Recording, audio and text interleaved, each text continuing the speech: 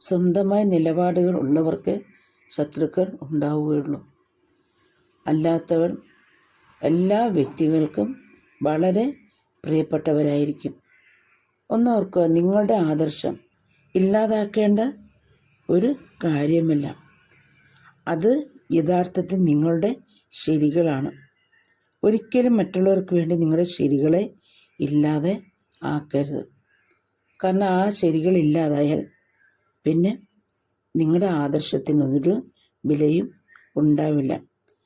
അതുകൊണ്ടൊന്ന് ഓർക്കൂ, നിങ്ങളുടെ നോവുകൾക്ക് മറ്റൊരു വ്യക്തി കാരണമാകാതിരിക്കാനും നിങ്ങൾ ശ്രദ്ധിക്കേണ്ട ചില കാര്യങ്ങൾ. ആരോടും ഒരു പരിധിയിൽ കൂടുതൽ അടുക്കരുത്. ഒരിക്കലും ഒരാളെ പൂർണ്ണമായിട്ടും മനസ്സിലാക്കിയെന്ന് നിങ്ങൾ വിചാരിക്കരുത്. അളവിൽ കൂടുതൽ കൊടുക്കുന്ന ഒന്നിനും ഒരു വിലയും ഉണ്ടാവില്ല.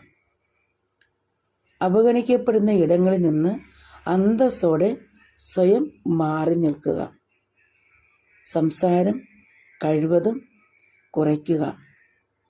ഒരിക്കലും മറ്റുള്ളവരുടെ മുമ്പിൽ ഒരു തുറന്ന പുസ്തകമാവരുത്. ആവശ്യത്തിലധികം ആത്മാർത്ഥത കൂടി പോവരുത്. നിങ്ങളോട് സംസാരിക്കാൻ വേണ്ടി ആരെയും നിർബന്ധിക്കരുത്.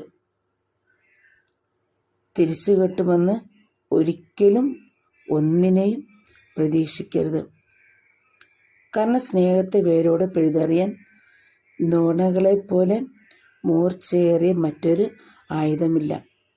അത്തരമൊരു ആയുധം നിങ്ങളുടെ ഹൃദയത്തിൽ തറച്ചു കഴിഞ്ഞാൽ നിങ്ങൾക്ക് നോവും. അതുകൊണ്ട് തന്നെ നിങ്ങൾ ചുറ്റുമുള്ളതിനെയും മനസ്സിലാക്കി മുന്നോട്ട് പോയാൽ നിങ്ങളുടെ നോവുകൾ നിങ്ങൾക്ക് തന്നെ മനസ്സിലാവും അത് ആവശ്യമില്ലാത്തതായിരുന്നു എന്ന്. അതുകൊണ്ട് തന്നെ മറ്റുള്ളവർ നിങ്ങളെ ബഹുമാനിക്കണം, മറ്റുള്ളവർ നിങ്ങളെ കരുതണം. മറ്റൊരു വ്യക്തി പറയുന്ന രീതിയിൽ ഞാൻ മുന്നോട്ട് പോകൂ. അവരെന്നെ താങ്ങിയാൽ മാത്രമേ എനിക്ക് മറ്റൊരു നിമിഷമുള്ളൂ. മറ്റുള്ളവർ കൈപിടിച്ചുയർത്തിയാൽ മാത്രമേ എനിക്ക് എഴുന്നേറ്റ് നിൽക്കാൻ പറ്റുകയുള്ളൂ. ഇത്തരം മിഥ്യാചിന്തകൾ ഉപേക്ഷിക്കും. വീണുപോയാൽ ഒരു വേദന വന്നാൽ സ്വയം പരിഹരിക്കാനുള്ള മരുന്ന് നിങ്ങളിൽ തന്നെ ഉണ്ട്. നിങ്ങൾ നിങ്ങളെ മനസ്സിലാക്കി മുന്നോട്ട് പോകുന്ന അത്രത്തോളം കാലം നിങ്ങളെ തളർത്താനോ നിങ്ങളെ വേദനിപ്പിക്കാനോ മറ്റൊരു വ്യക്തിക്കും സാധ്യമല്ല.